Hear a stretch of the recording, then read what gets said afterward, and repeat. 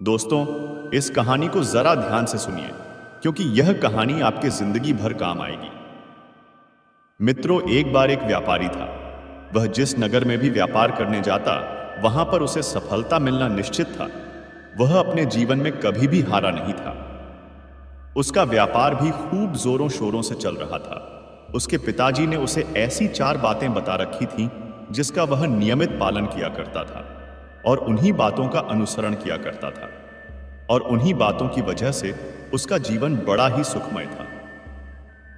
ऐसे ही करते करते काफी समय बीत गया और अब वह धनवान सेठ काफी बूढ़ा हो चुका था।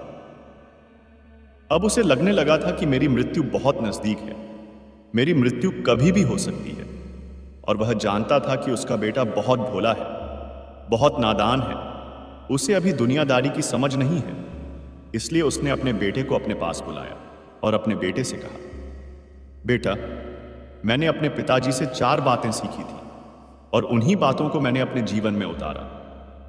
उन्हीं के अनुसरण की वजह से आज मैं अपने जीवन में इतना सफल हूं, अपना जीवन सुखमय पूर्वक बिता रहा हूं।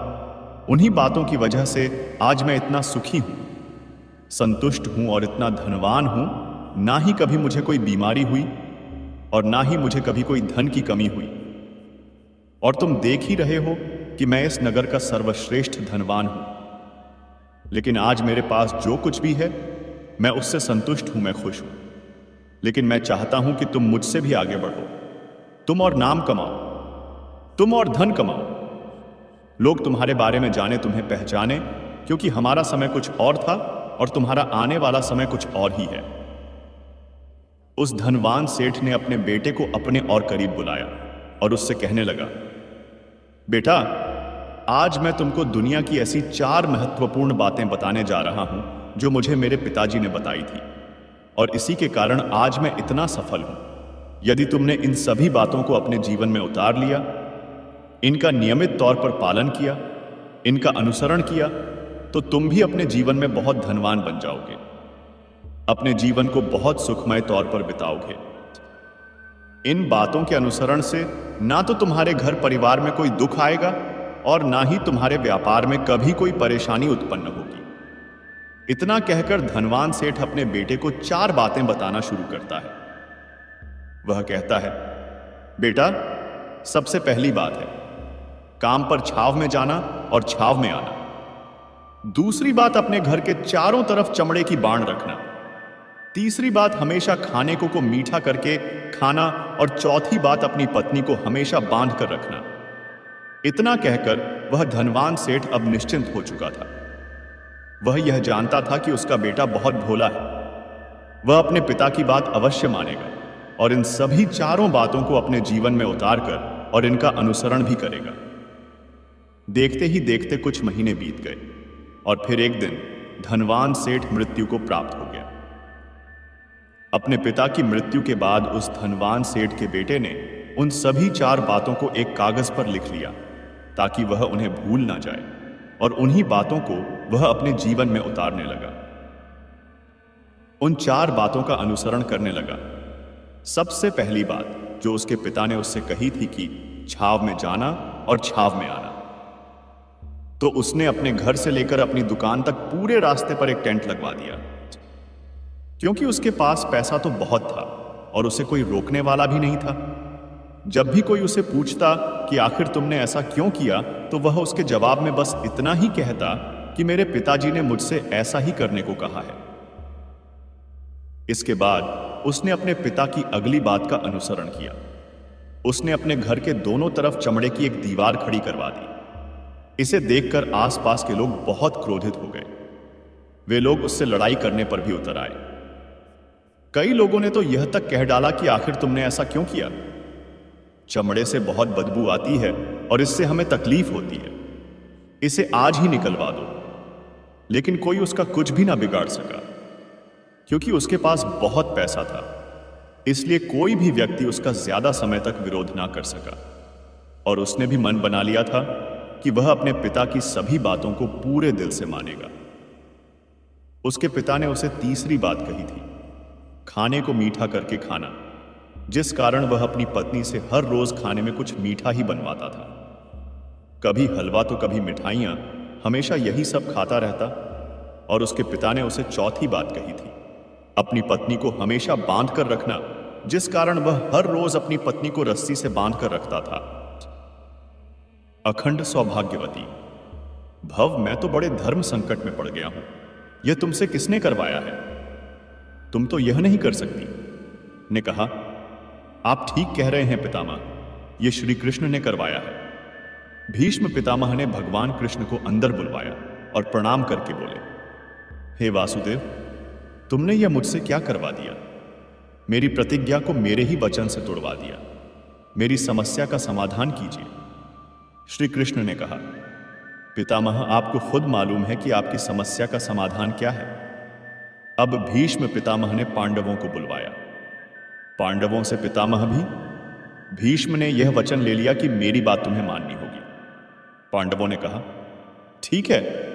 पितामह ने फिर अर्जुन से कहा, अर्जुन, कल तुम मेरा वध करोगे।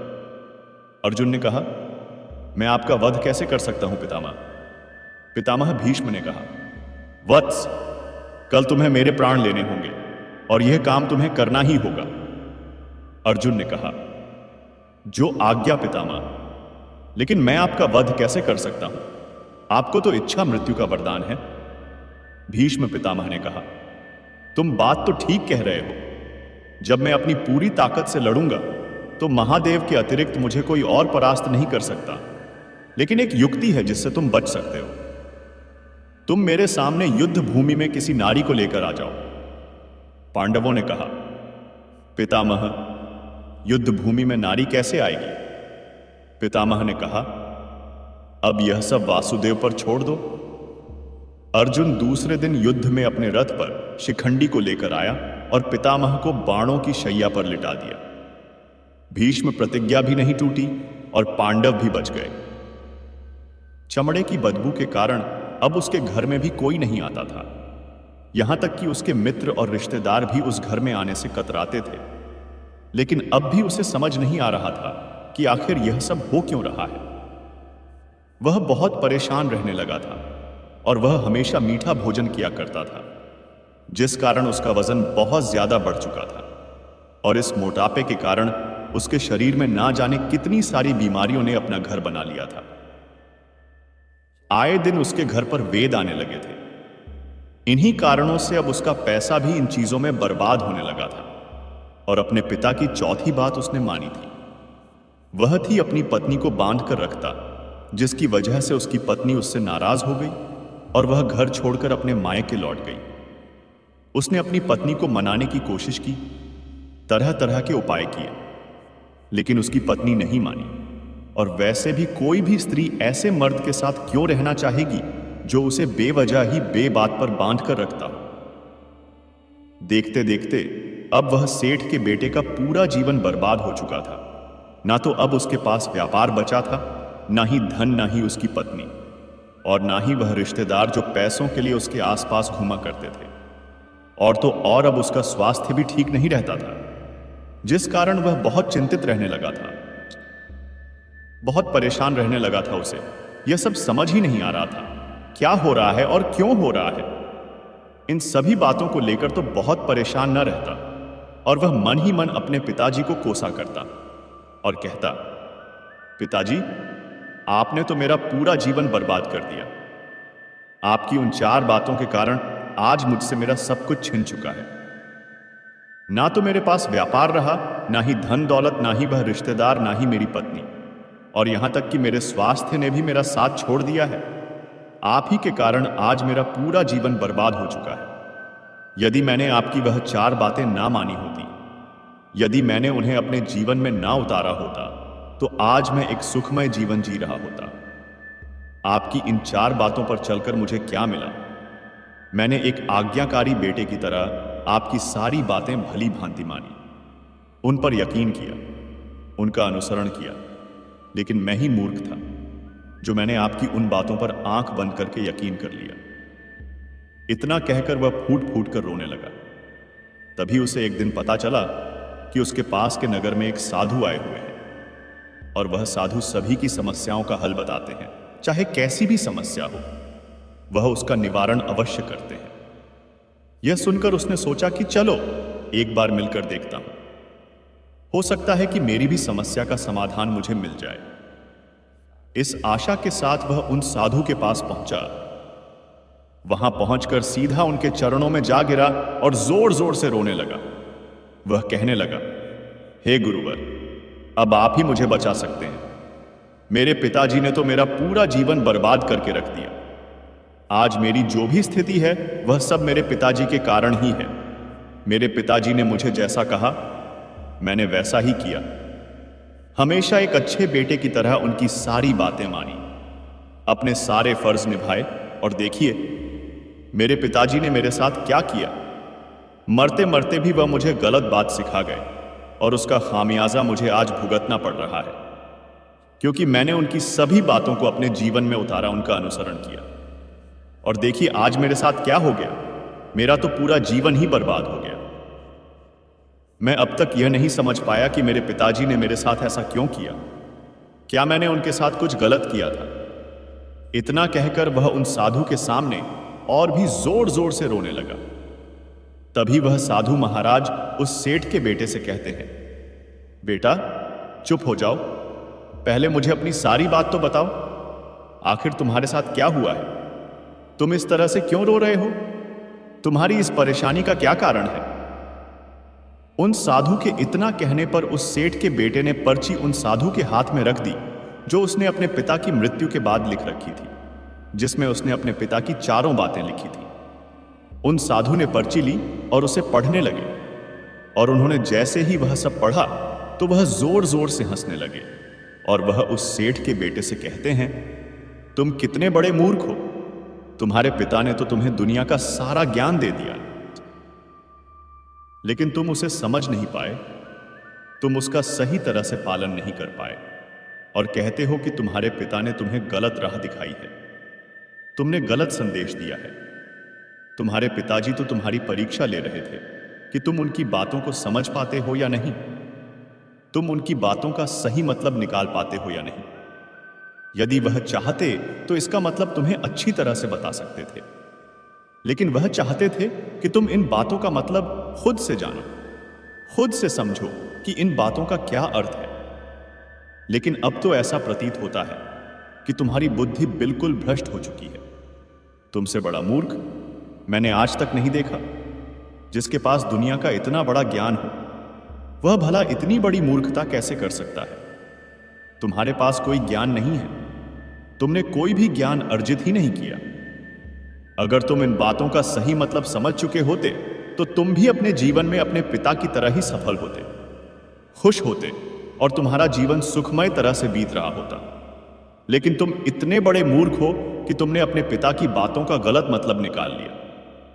उन बातों के मतलब के बारे में तुमने सोचा तक नहीं। उन्होंने जैसा कहा तुमने वैसा करना शुरू कर दिया।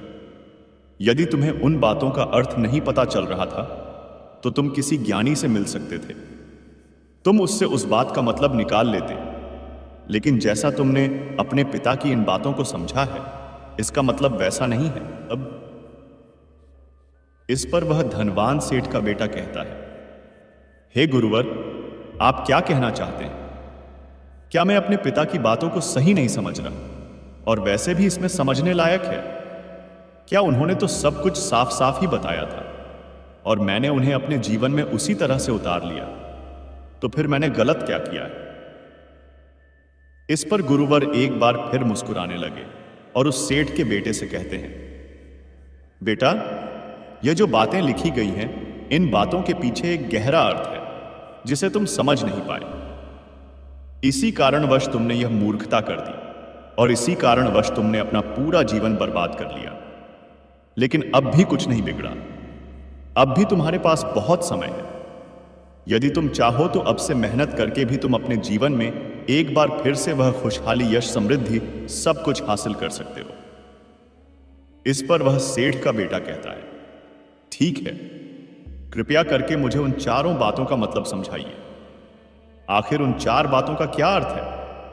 इस पर साधु सेठ के बेटे को कहते हैं, तुम्हारे पिताजी ने तुमसे कहा था, काम पर छाव में जाना और छाव में आना। इसका मतलब यह है, सूर्य निकलने से पहले ही तुम दुकान पर पहुंच जाना और सूर्यास्त होने के बाद ही तुम वापस घर आना, जिससे तुम्हें दुकान पर अधिक से अधिक समय मिल पाएगा। तुम उस काम को अच्छी तरह समझ पाओगे, उस काम को अच्छी तरह से कर पाओगे। उस काम को बढ़ाने में तुम अपना दिमाग लगा पाओगे और तुम अपने काम में तरक्की कर पाओगे। लेकिन तुमने तो इसका गलत ही मतलब निकाल लिया। तुमने तो अपने घर से लेकर दुकान तक एक ऐसा टेंट लगवा दिया जिससे तुम छाव में आ सको और छाव में जा सको।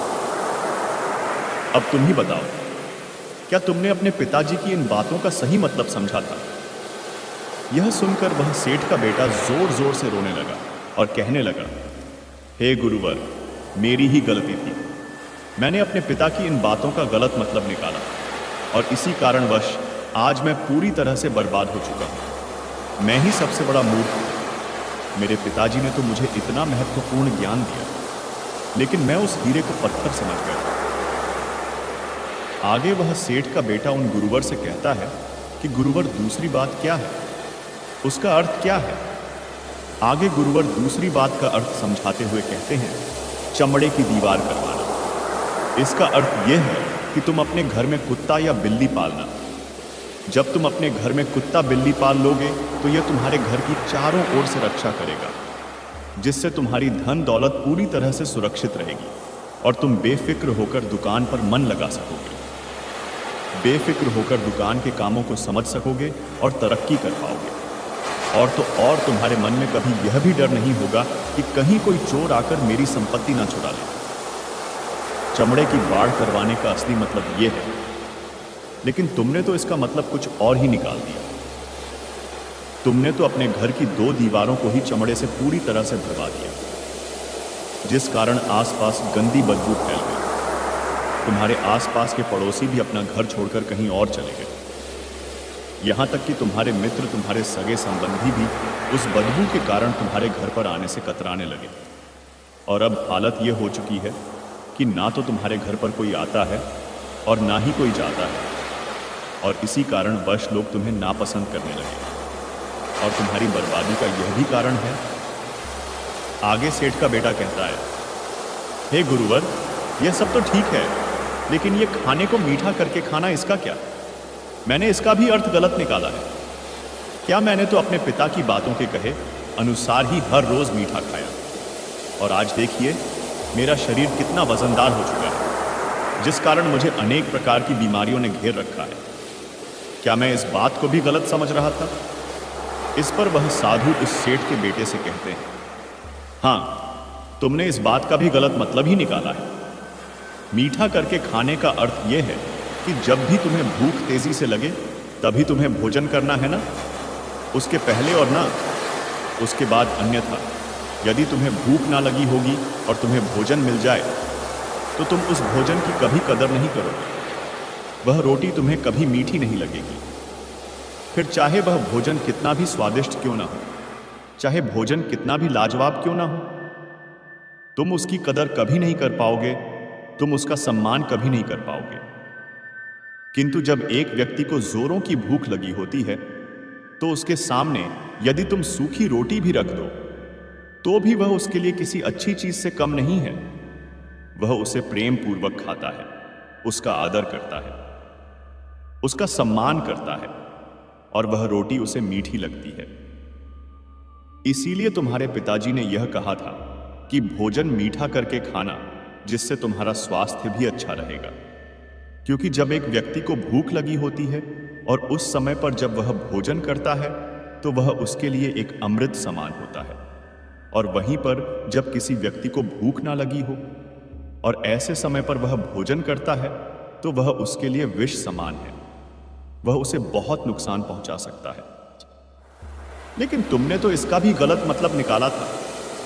तुम हर रोज मीठा खाने लगे, जिस कारण तुम्हारा वजन बढ़ने लगा, और इसी कारणवश तुम्हारे शरीर में अनेक रोग ने अपना घर बना लिया और यह तुम्हें मृत्यु के करीब ले जा रहा था। इसलिए आज से जब भी तुम्हें जोरों की भूख लगे तभी भोजन करना तुम्हारे लिए अत्यधिक फायदेमंद होगा और तुम्हारे शरीर को हमेशा निरोगी बनाने में तुम्हारी मदद करेगा।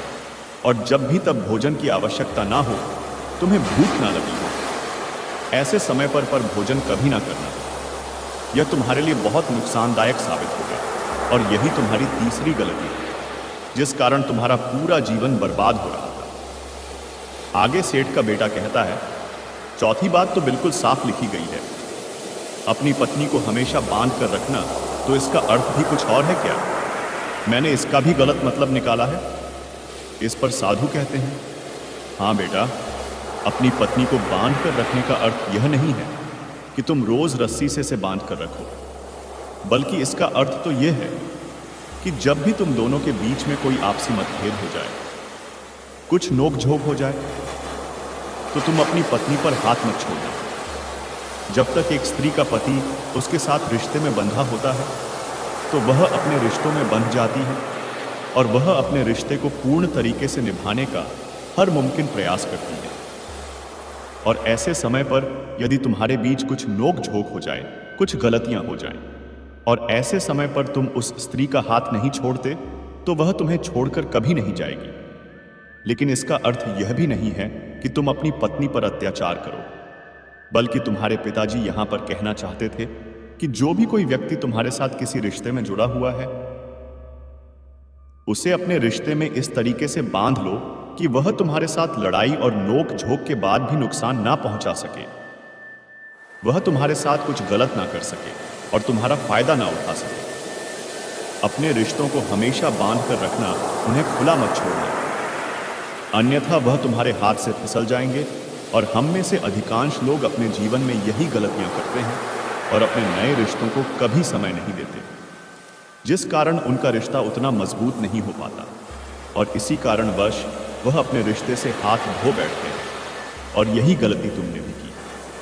तुमने तो अपनी पत्नी को बांध कर रखा, तो भला वह तुम्हें कैसे माफ कर सकती? और यही कारण है कि वह तुम्हें छोड़कर चली गई। तुमने जो अपनी पत्नी के साथ किया वह माफी के लायक नहीं है, लेकिन तुम्हें अपनी पत्नी से माफी मांगनी चाहिए, क्योंकि तुमने गलत किया है। इसलिए जाओ और अपनी पत्नी से माफी मांगो, उसे वापस घर लाओ। और यही वह 4 बातें थीं जो तुम्हें तुम्हारे पिता ने समझाने का प्रयास किया था, लेकिन तुमने इन सभी बातों का गलत मतलब निकाला और इसी कारण वश तुम पूरी तरह से बर्बाद हो गए। किंतु अभी भी तुम्हारे पास बहुत समय है। यदि तुम इन सभी बातों का सही से अनुसरण करते हो, तो तुम अपने जीवन में एक एक बार फिर से वह सब कुछ हासिल कर सकते हो जो तुमने खोया है। ये सारी बातें हमारे जीवन की पूरी परेशानियों का समाधान है। तुम किसी भी तरह से इनको देख सकते हो। यदि तुम कामयाब होना चाहते हो तो तुम्हें मेहनत करनी ही होगी। सूर्य निकलने से पहले तुम्हें अपने घर से निकलना होगा और हमेशा सूर्य के ढलने के बाद ही तुम्हें घर वापस लौटना होगा, ताकि धन दौलत को कोई तुमसे छीन ना ले। तुम्हें अपने रिश्तों को कुछ इस तरीके से बांधना होगा ताकि वह रिश्ते तुम्हें परेशान ना करें, तुम्हें तकलीफ ना पहुंचाए, तुम्हारा फायदा ना उठाए। और हमेशा एक अच्छा और स्वस्थ भोजन करना। जब तुम्हें भूख लगी हो, ताकि तुम्हें जो भी सांसें मिली हैं तुम उसे खुशी खुशी जी सको। और अपने रिश्तों को हमेशा बांध कर रखना, उन्हें खुला मत छोड़ना, अन्यथा वह तुम्हारे हाथ से फिसल जाएंगे। और अपने घर में अवश्य ही कुत्ते या बिल्ली को जरूर पालना, ताकि तुम्हारा धन हमेशा सुरक्षित रहे। इन सभी बातों का अपने जीवन में अनुसरण करने के बाद तुम अपने जीवन में सब कुछ एक बार फिर पा सकते हो जो तुमने आज तक खोया है। और हो सकता है कि तुम इससे भी अधिक उन्नति कर पाओ, इससे भी अधिक समृद्धि पा सको, अपने जीवन को खुशहाल और सुखमय बना सके। इतना कहकर वह साधु शांत हो गए और सेठ का बेटा भी अपनी सभी गलतियों को समझ चुका था। उसने उन गुरु को प्रणाम किया और वापस अपने घर लौट गया। उसने उन सभी 4 बात को अपने जीवन में उतारा, उनका सही सही अनुसरण किया। उसके बाद से उसके जीवन में सकारात्मक प्रभाव दिखने लगे। वह एक बार फिर से अपने व्यापार को खड़ा करने में सफल रहा। वह एक बार फिर से अपनी पत्नी को घर लाने में सफल रहा और देखते ही देखते उसका जीवन सुखमय और आनंदमय हो गया था। तो दोस्तों, मुझे उम्मीद है कि आपको यह आज कहानी पसंद आई होगी और आपने इससे कुछ सीखा होगा। कहानी के बारे में अपने विचार आप हमें नीचे कमेंट बॉक्स में कमेंट करके बता सकते हैं। मित्रों, इस संसार में ऐसी कोई भी समस्या नहीं है जिसका समाधान ना हो। हर समस्या का समाधान है, कोई ना कोई रास्ता है, बस आपको ढूंढना पड़ेगा। महाभारत युद्ध के 70वें दिन का सूर्यास्त होने ही वाला था। अर्जुन के हाथों बाण लगने से जब कर्ण मौत के निकट था, तब वह बेहद पीड़ा से गुजर रहा था। कर्ण के मन में ढेरों सवाल थे, जिनका वह जवाब चाहता था। अपने प्रश्नों का उत्तर पाने के लिए कर्ण ने भगवान श्री कृष्ण को याद किया। कर्ण के निवेदन पर भगवान श्री कृष्ण कर्ण के पास गए। श्री कृष्ण के समीप आते ही कर्ण ने कहा, प्रणाम वासुदेव, अच्छा किया आप आ गए। मेरे मन में कुछ प्रश्न हैं जिनका उत्तर मैं आपसे चाहता हूं। भगवान श्री कृष्ण करुणा भरे स्वर में बोले, हे प्रिय भ्राता कर्ण, आपको इस हालत में देख मेरा मन विचलित हो रहा है। बहुत पीड़ा हो रही होगी ना मित्र तुम्हें। भगवान कृष्ण की बातें सुनकर कर्ण मुस्कुरा दिए। भगवान कृष्ण ने कहा, पूछो राधे, क्या पूछना चाहते हो? कर्ण ने भगवान से कहा, हे वासुदेव, मेरे दुर्भाग्य की सीमाओं को क्या आप माप सकते हैं? मैं सूर्य पुत्र राधे कर्ण के नाम से जाना जाता हूं। मैं कुंती पुत्र कर्ण राधे के नाम से जाना जाता हूं। मैं कुलीन युधिष्ठिर, शक्तिशाली भीम, शूरवीर अर्जुन, सुंदर नकुल और बुद्धिमान सहदेव का ज्येष्ठ भ्राता कर्ण राधे के नाम से जाना जाता हूं। सारा संसार मुझे सूत पुत्र कहता रहा और मैं सुनता रहा। तनिक सोचिए वासुदेव, तनिक सोचिए, तनिक मेरी पीड़ा को समझने का प्रयत्न कीजिए। भगवान कृष्ण कर्ण के और पास गए और बोले, हे राधे, आज जो भी बोलना है जी भरकर बोलिए। कर्ण बोला, हे माधव, जन्म देते ही मुझे मेरी मां ने त्याग दिया, क्योंकि मैं माता के विवाह से पूर्व जन्मा था, परंतु एक अवैध पुत्र के रूप में जन्म लेने में मेरा क्या अपराध था? गुरु द्रोणाचार्य ने मुझे शिक्षा देने से मना कर दिया, क्योंकि मैं एक सूत पुत्र था। क्षत्रिय होते हुए भी मैं क्षत्रिय नहीं था। जीवन भर मैं इस बोझ को ढोता रहा, परंतु इसमें मेरा क्या अपराध था? भगवान परशुराम ने मुझे उपहार स्वरूप शिक्षा तो दी, परंतु अभिशाप स्वरूप श्राप भी दिया कि जिस वक्त इस विद्या की मुझे से अधिक आवश्यकता होगी, उस वक्त मैं उस विद्या को भूल जाऊंगा। मित्रों, एक बहुत ही सुंदर कहानी आपके लिए लेकर आया हूं। मित्रों, एक बार एक व्यक्ति गौतम बुद्ध के पास गया और बोला, बुद्ध, मैं अक्सर लोगों को यह कहते हुए सुनता हूं कि हम जो सोचते हैं वही बन जाते हैं। इसलिए मैं आपसे जानना चाहता हूं कि हमारा जीवन हमारे विचारों से कैसे जुड़ा है और हमारे विचार हमारे जीवन को किस हद तक प्रभावित करते हैं। बुद्ध ने कहा है कि यह सत्य है कि मनुष्य जो सोचता है वही बन जाता है। कोई भी विचार जिसे हम लंबे समय तक अपने मन में रखते हैं और उसके बारे में बार बार सोचते रहते हैं, हम वैसे ही बन जाते हैं। लोग उन्हीं के साथ अपना निर्माण करते हैं। विचार जिसके बारे में वह लगातार बनता रहता है। व्यक्ति का चाप बोलो केशव। इसमें मेरा क्या दोष था? एक बार जब मैं अपने शब्द भेदी बाण की विद्या का अभ्यास कर रहा था, तब मेरा तीर गलती से एक बछड़े को लग गया और बछड़े की मृत्यु हो गई, जो बस एक दुर्घटना मात्र थी। मेरे बार बार माफी मांगने पर भी बछड़े के स्वामी ने मुझे श्राप दिया कि असहाय अवस्था में मेरी भी मृत्यु होगी, जबकि इस दुर्घटना में भी मेरा कोई दोष नहीं था, परंतु फिर भी मुझे उस श्राप का कष्ट भोगना पड़ा। हे माधव, दुर्घटना किसी से भी हो सकती है, इसमें मेरा क्या अपराध था? इतना ही नहीं, द्रौपदी के स्वयंवर में भी मेरा अपमान हुआ, क्योंकि मैं एक सूत पुत्र था। क्या सूत पुत्र होना मेरा स्वयं का चुनाव था? परिस्थितियों ने मुझे सूत पुत्र बनाया था, इसमें मेरा क्या अपराध था? कर्ण ने आगे कहा, हे केशव, आज जो कुछ भी मुझे प्राप्त हुआ है वह दुर्योधन से ही प्राप्त हुआ है। यदि मैं उसकी तरफ से लड़ा तो मैं गलत कैसे हुआ?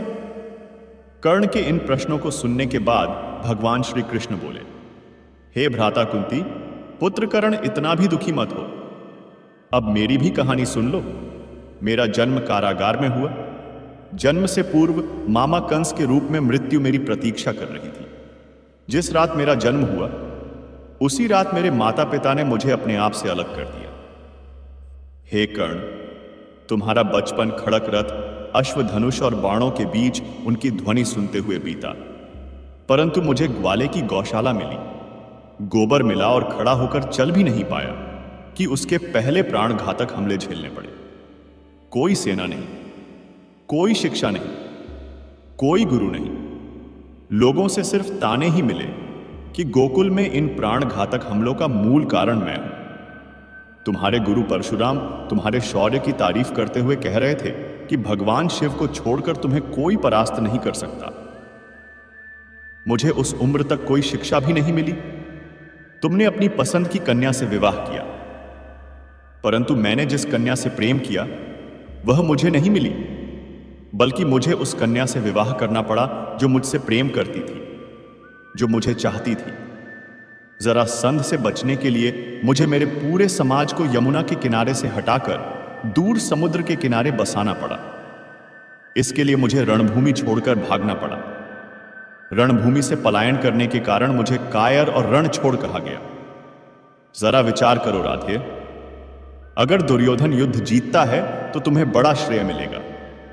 अगर धर्मराज युधिष्ठिर जीतता है तो मुझे क्या मिलेगा? मुझे केवल युद्ध और युद्ध से निर्मित समस्याओं के लिए दोष दिया जाएगा। सब यही कहेंगे कि इस देवकी पुत्र ने महाभारत करवाया है। हे राधे, जीवन हर किसी को चुनौतियां देता है। जिंदगी किसी के साथ न्याय नहीं करती। अगर दुर्योधन ने अन्याय का सामना किया है तो युधिष्ठिर ने भी अन्याय को भोगा है। भगवान श्री कृष्ण आगे कहते हैं, हे राधे, इस पूरी पृथ्वी पर कोई ऐसा व्यक्ति नहीं है जिसे ऐसा ना लगा हो कि उसकी समस्या सामने वालों की समस्या से छोटी है। हर किसी को ऐसा ही लगता है कि उसकी समस्या की पोटली सामने वालों की पोटली से बड़ी है, परंतु यह सत्य नहीं होता। हर किसी की समस्या अपने अपने स्थान पर बड़ी ही होती है, लेकिन इसका मतलब यह नहीं है कि तुम गलत मार्ग पर चलकर समस्याओं का समाधान ढूंढने लगो, क्योंकि हमारी प्रकृति किसी को भी अधर्म के मार्ग पर चलने की अनुमति नहीं देती। और अगर कोई अपनी समस्याओं का समाधान पाने के लिए अधर्म के मार्ग पर चलेगा तो उसका हश्र तुम्हारे जैसा ही होगा। कर्ण अपने जीवन से बहुत दुखी था। उसे लगता था कि उसका जीवन बेहद ही अधिक कष्टों में बीता, परंतु जब भगवान श्री कृष्ण ने अपने जीवन की तुलना कर्ण के जीवन से की, तब कर्ण को समझ आया कि कृष्ण की समस्याओं के सामने उसकी समस्या कुछ भी नहीं है।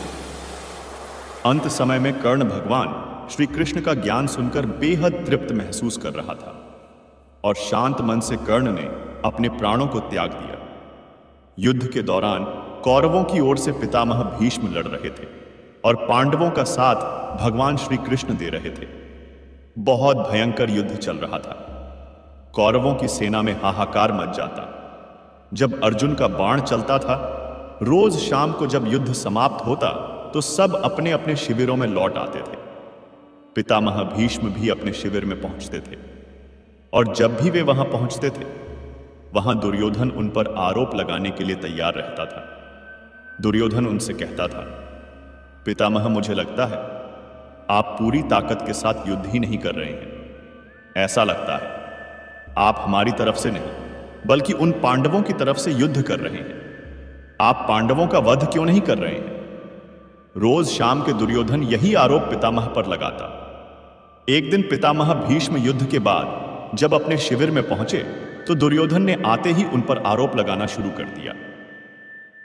पितामह भीष्म भी अब तंग आ चुके थे और उन्होंने गुस्से में प्रतिज्ञा ले ली, मैं गंगा पुत्र भीष्म कल युद्ध भूमि में उतरूंगा और पांडवों का वध करूंगा। इस धरती को निष्पाप कर दूंगा। जैसे ही भीष्म पितामह ने यह प्रतिज्ञा ली, दुर्योधन खुश होने लगा और अपने भाइयों को बताने लगा कि कल युद्ध समाप्त हो जाएगा। कल तो पितामह पांडवों का वध कर दें तो कोई भी नहीं बचेगा, हमारे दुश्मन नहीं बचेंगे। जब यही बात पांडवों के शिविरों में पहुंची और पांडवों की पत्नी द्रौपदी को यह बात पता चली तो उसे अनर्थ होने की आशंका हुई। द्रौपदी भगवान कृष्ण के पास पहुंची और बोली, सखा, हमें बचाइए, मेरे पतियों पर संकट आ गया है। पितामह भीष्म ने प्रतिज्ञा ले ली है कि वह पांडवों का वध करेंगे। इस समस्या का समाधान कीजिए। गोविंद, आपकी ही वजह से यह सारा युद्ध हो रहा है। भगवान कृष्ण ने द्रौपदी को समझाया कि यह युद्ध मेरी वजह से नहीं हो रहा, यह युद्ध हो रहा है हर किसी के अपने कर्म की वजह से। और रही बात समस्या के समाधान की, तो समस्या का समाधान जरूर मिलेगा। भगवान कृष्ण ने द्रौपदी को समाधान बताते हुए कहा कि चलो भीष्म पितामह के शिविर में चलते हैं। भगवान श्री कृष्ण शिविर के बाहर रहे और द्रौपदी को अंदर भेजा। वहां पर भीष्म पितामह ध्यान में थे। वहां जाकर द्रौपदी ने भीष्म पितामह को प्रणाम किया। जैसे ही द्रौपदी ने प्रणाम पितामह कहा, भीष्म पितामह ने बिना देखे ही कहा, अखंड सौभाग्यवती भव। जब उन्होंने देखा कि सामने द्रौपदी खड़ी हुई है तो वह संकट में पड़ गए। भीष्म पितामह ने द्रौपदी से कहा, पुत्री, तुमने मुझसे यह क्या अनर्थ करवा दिया? थोड़ी देर पहले ही मैंने प्रतिज्ञा ले ली कि मैं पांडवों का वध करूंगा, और अब मैंने अपने ही वचन से आशीर्वाद दे दिया। अखंड सौभाग्यवती भव, मैं तो बड़े धर्म संकट में पड़ गया हूं। यह तुमसे किसने करवाया है? तुम तो यह नहीं कर सकती। ने कहा, आप ठीक कह रहे हैं पितामह, यह श्री कृष्ण ने करवाया है। भीष्म पितामह ने भगवान कृष्ण को अंदर बुलवाया और प्रणाम करके बोले, हे वासुदेव, तुमने यह मुझसे क्या करवा दिया? मेरी प्रतिज्ञा को मेरे ही वचन से तोड़वा दिया। मेरी समस्या का समाधान कीजिए। श्री कृष्ण ने कहा, पितामह, आपको खुद मालूम है कि आपकी समस्या का समाधान क्या है। अब भीष्म पितामह ने पांडवों को बुलवाया। पांडवों से पितामह भी। भीष्म ने यह वचन ले लिया कि मेरी बात तुम्हें माननी होगी। पांडवों ने कहा, ठीक है। पितामह ने फिर अर्जुन से कहा, अर्जुन, कल तुम मेरा वध करोगे। अर्जुन ने कहा, मैं आपका वध कैसे कर सकता हूं पितामह? पितामह भीष्म ने कहा, वत्स, कल तुम्हें मेरे प्राण लेने होंगे और यह काम तुम्हें करना ही होगा। अर्जुन ने कहा, जो आज्ञा पितामह, लेकिन मैं आपका वध कैसे कर सकता हूं? आपको तो इच्छा मृत्यु का वरदान है। भीष्म पितामह ने कहा, तुम बात तो ठीक कह रहे हो। जब मैं अपनी पूरी ताकत से लड़ूंगा तो महादेव के अतिरिक्त मुझे कोई और परास्त नहीं कर सकता। लेकिन एक युक्ति है जिससे तुम बच सकते हो। तुम मेरे सामने युद्ध भूमि में किसी नारी को लेकर आ जाओ। पांडवों ने कहा, पितामह, युद्ध भूमि में नारी कैसे आएगी? पितामह ने कहा, अब यह सब वासुदेव पर छोड़ दो। अर्जुन दूसरे दिन युद्ध में अपने रथ पर शिखंडी को लेकर आया और पितामह को बाणों की शैया पर लिटा दिया। भीष्म प्रतिज्ञा भी नहीं टूटी और पांडव भी बच गए। दोस्तों, यह छोटी सी कहानी बहुत बड़ी बात सिखाती है। पहली बड़ी बात सिखाती है कि जिंदगी में संस्कार सबसे बड़ी चीज है। हमें अपने संस्कार कभी नहीं भूलना चाहिए, क्योंकि संस्कार जिंदा रहेंगे तो हम जिंदा रहेंगे। और यही काम कौरवों की पत्नियां कर देती तो शायद कौरव भी जिंदा रह सकते थे। और दूसरी बड़ी बात कि जिंदगी में हर समस्या का समाधान है। यह सोचकर घबराना नहीं चाहिए कि अब क्या होगा। पांडवों की जिंदगी में इतने बड़े बड़े संकट आए, लेकिन महाभारत में हर संकट का समाधान होता चला गया। प्रिय कृष्ण, भक्तों, जीवन बहुत सुंदर है, इसे और सुंदर बनाओ। मन ऐसा रखो कि किसी को बुरा ना लगे, दिल ऐसा रखो कि किसी को दुखी ना करें, स्पर्श ऐसा रखो कि किसी को दर्द ना हो, और रिश्ता ऐसा रखो कि उसका अंत ना हो। इंसान बड़ा हुआ तो बचपन भूलता है, शादी हुई तो माता पिता को भूलता है, बच्चे हुए तो भाई बहनों को भूलता है, अमीर हुआ तो गरीब को भूलता है, और जब वृद्ध होता है तो भूला हुआ सब याद करके रोता है। ऊंचा उठने के लिए पंखों की आवश्यकता पक्षियों को पड़ती है। मनुष्य जितना विनम्रता से झुकता है उतना ही ऊपर उठता है। बुराई को खुद में ढूंढो और अच्छाई को दूसरों में तलाश करो, यही असली कमाई है। जीवन में गलतियां करना गलत नहीं है, बल्कि गलतियां दोहराना गलत है। जीवन के 5 सबसे बड़े शिक्षक: पहला धोखेबाज इंसान, दूसरा अकेलापन, तीसरा असफलता, चौथा अफसोस और 5वां खाली जेब। अपने अंदर के डर को खत्म कर दो, नहीं तो वह डर कल आपको खत्म कर देगा। कुछ को हराना चाहते हो तो तलवार लेकर चलो, सबको जीतना चाहते हो किरदार लेकर चलो। तेरे पास जो है उसकी कद्र कर, यहां आसमान के पास भी खुद की जमीन नहीं। दुनिया में कोई परफेक्ट नहीं है। मजबूत बने और कभी हार ना माने। लोग चाहते हैं कि आप बेहतर करें, लेकिन वह कभी नहीं चाहते कि आप उनसे बेहतर करें। दुनिया में आए हो तो जीने का हुनर रखना, दुश्मनों का डर नहीं, बस अपनों पर नजर रखना। किसी को इतना महत्व नहीं देना चाहिए कि वह हमारे चेहरे से मुस्कान ही छीन ले।